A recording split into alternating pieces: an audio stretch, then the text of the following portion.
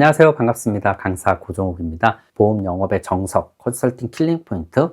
이번 시간도 지난 시간에 이어서 건강보험 리모델링 할 때 보장 범위를 넓히거나 특약을 추가하는 그런 화법에 대해서 이야기를 해보도록 하겠습니다. 자, 먼저 화법은 이 세 가지를 갖추어야 된다라고 말씀드렸습니다. 정말 본인이 이렇게 생각하느냐? 그렇기 때문에 권유한다. 그리고 두 번째, 그 이야기가 어떤 구조를 갖고 있느냐. 그 구조가 기승전결. 이걸 이제 스토리텔링이라고 하죠. 그래야 고객이 잘 듣는다.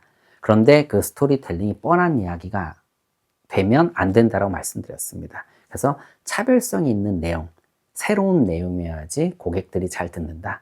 그래서 3명 중에 1명이 암에 걸리고 암에 걸리면 집중하고 직장을 잃고 직장을 잃으면 경제적 부담감이 발생하니까 이런 뻔한 내용들은 고객의 귀를 되레 닫게 한다. 이런 말씀을 드렸고요. 그리고 이제 핵심, 이 세 가지를 다 준비했는데 전달을 잘 못하면 안 되겠죠. 자, 듣는 사람이 중요합니다. 어떤 이야기든. 학생이 공부를 잘하려면 좋은 선생님이 필요하지만 아무리 좋은 선생님이 가르쳐도 학생이 듣지 않으면 의미 없는 거죠. 고객이 잘 들어야 됩니다. 그래서 대화의 문을 잘 열어야 된다. 그래서 트리거가 필요하다. 그래서 저는 이 트리거를 질문으로 하고 있다라고 이렇게 말씀을 드렸습니다. 그래서 보험 리모델링 할 때 여러 가지 리모델링 포인트가 있을 겁니다. 경우에 따라서는 수십 개 또는 몇 개가 될 수도 있지만, 그래서 어떤 부분을 가장 먼저 이야기할 거냐.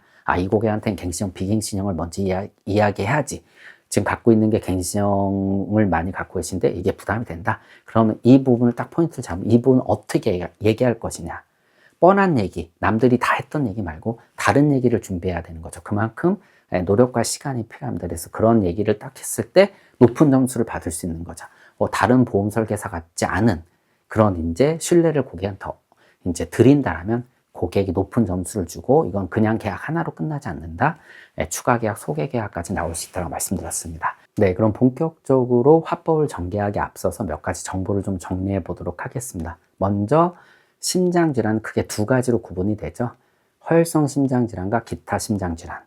그러면 허혈성 심장질환은 또 급성심근경색증, 만성 허혈성 심장병, 그리고 기타, 나머지 허혈성 심장질환 이렇게 구분이 되고요. 기타 심장질환은 전도장애 또는 부정맥, 그리고 심장 기능이 이상 있는 심부전, 그리고 심내막염 또는 심장 판막 장애, 이렇게 이제 크게 구분을 할 수가 있습니다. 물론 더 세밀한 담보들도 있지만 비율이 굉장히 작아서 약간 이제 그거는 제외를 했습니다.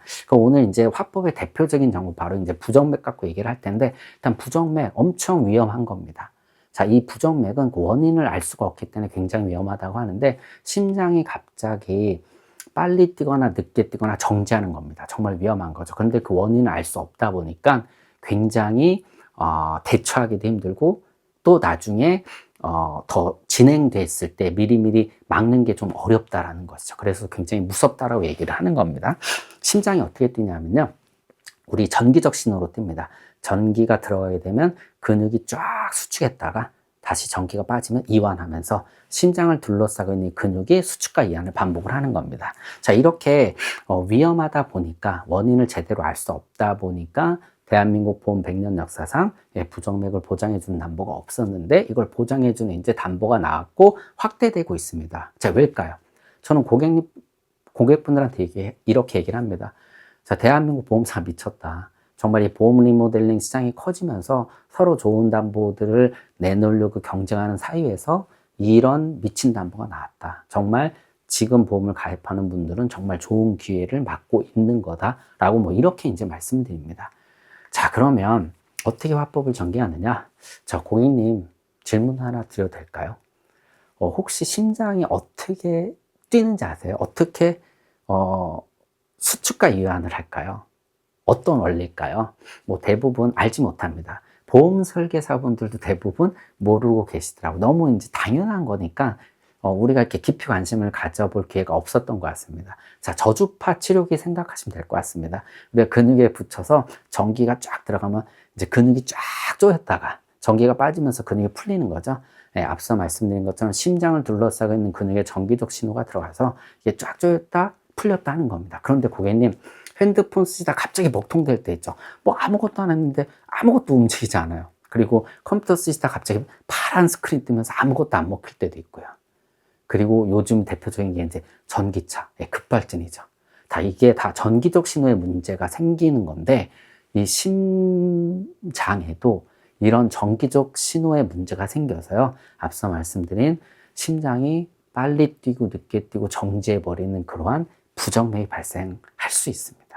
자, 대표적인 게 예전에 롯데 자이언츠의 임수혁 선수라고 했는데 평생 운동을 한 사람입니다. 예, 뭐 심장이 얼마나 튼튼하겠습니까?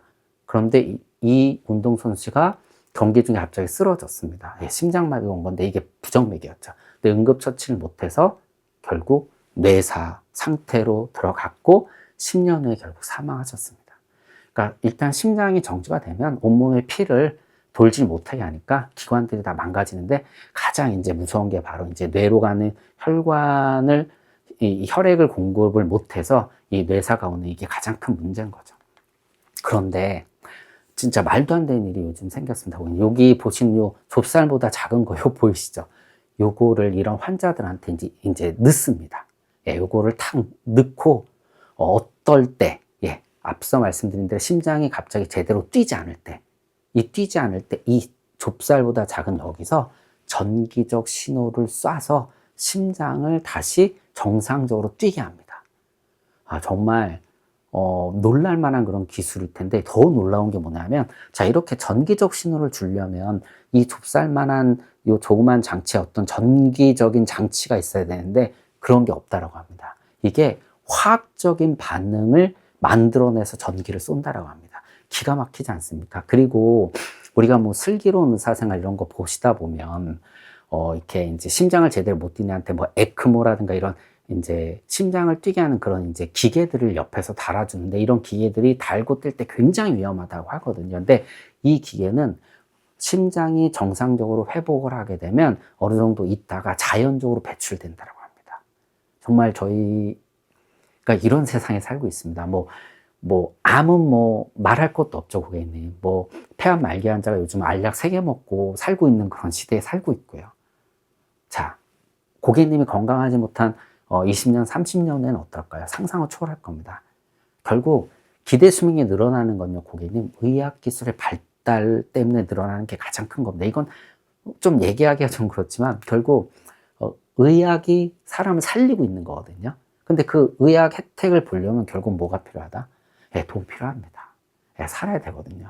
여기서 죽음을 선택하고 싶은 사람은 아무도 없을 겁니다. 그런데 미래에 이런 신기술들은 늘 어떻다? 예, 비쌉니다. 그리고 또 새로운 게 계속 나오면 그만큼 또 비싼 그런 이제 값어치를 갖고 있기 때문에 비용이 늘어날 수밖에 없습니다. 그래서 저는 이런 것들을 좀 감안을 해서 우리가 의료 혜택을 받기 위해서는 결국 이렇게 얘기하면 좀 그렇지만 이제 돈의 문제가 발생을 하니까 요 금액을 좀 늘리고, 또 조기에 발견하다 보니까 이런 장치들을 미리미리 삽입해야 되거든요, 고객님. 건강검진 기회도 많이 늘어나고, 또 지금 그러한 기술, 건강검진 기술도 좋아지고 있기 때문에 이런 것들을 미연에 잘 방지한다면 큰 질병으로 또 막을 수가 있습니다.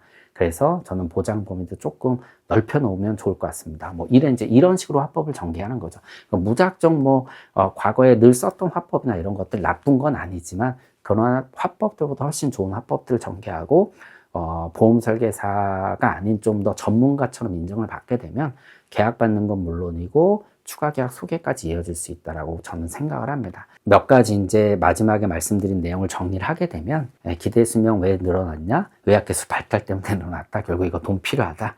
그리고 죽고 싶어도 못 죽는다. 결국은 의학기술의 발달 때문에 오래 살 수밖에 없는데 이 또한 또 돈이 필요하다.